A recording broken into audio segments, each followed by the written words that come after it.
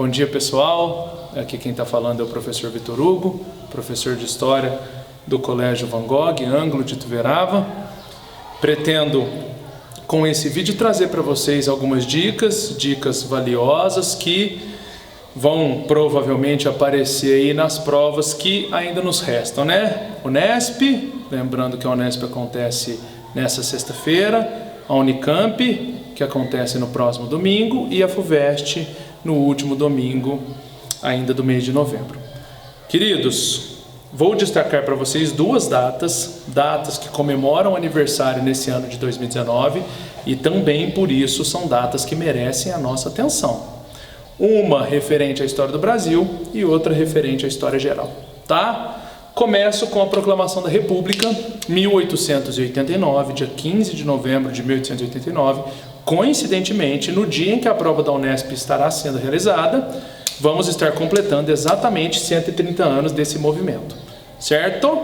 É importante que a gente retome algumas características do final do Império, do final do Segundo Reinado, ainda conduzido por Pedro II, que estava já visivelmente cansado. É famosa uma charge de Pedro II dormindo na poltrona, enquanto o jornal O País cai por suas pernas. Afinal de contas, haviam crises do ponto de vista militar, crises do ponto de vista religioso, que praticamente minavam a autoridade do nosso imperador, certo? Mas a grande tensão era a tensão referente à escravidão, certo?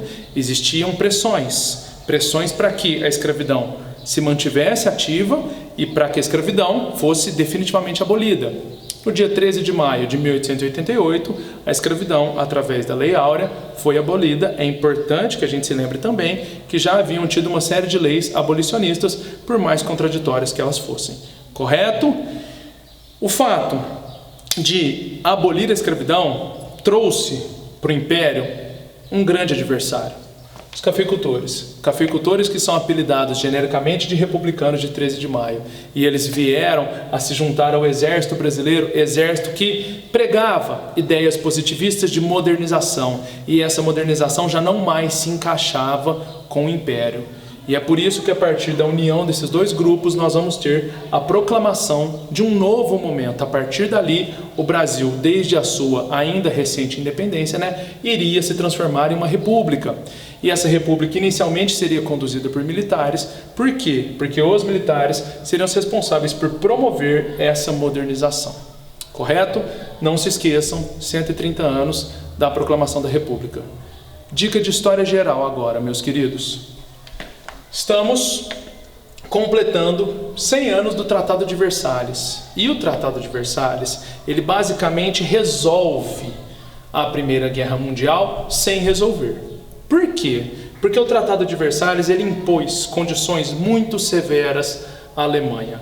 Cito algumas. A Alemanha foi obrigada a pagar uma multa de aproximadamente 30 bilhões de dólares, correto, no padrão ouro. A Alemanha teve o seu exército limitado, apenas 100 mil homens. A Alemanha foi obrigada a entregar sua produção química por aproximadamente 10 anos, sua produção mineral por 15 anos. Queridos, a Alemanha teve que devolver territórios, cito, Alsácia e Lorena para a França. A Alemanha, além disso, cedeu o corredor polonês e o porto de Danzig para esse país que surgia, a Polônia, certo?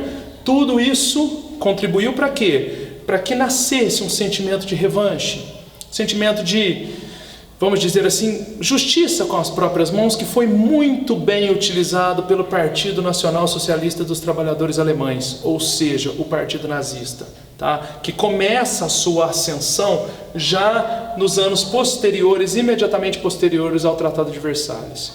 Lá na frente, anos anteriores à Segunda Guerra, França e Inglaterra vão reconhecer, correto? O quão duro foi o Tratado de Versalhes, e justamente por conta disso elas vão buscar a política de apaziguamento, que não resolve, de modo que a Segunda Guerra eclode, tá? Por isso que eu digo para vocês que o Tratado de Versalhes ele foi basicamente a principal motivação para a ascensão nazista e, por que não dizer, a principal motivação para a Segunda Guerra. E o Tratado de Versalhes completa 100 anos, certo? Pessoal, 130 anos de proclamação da República, 100 anos de Tratado de Versalhes. Eu espero que vocês utilizem essa dica para que os assuntos sejam revisados e para que vocês refresquem a memória, tá? Então fica aqui meu desejo de boa sorte, tranquilidade, confiança, estamos na torcida. Beijo na bunda.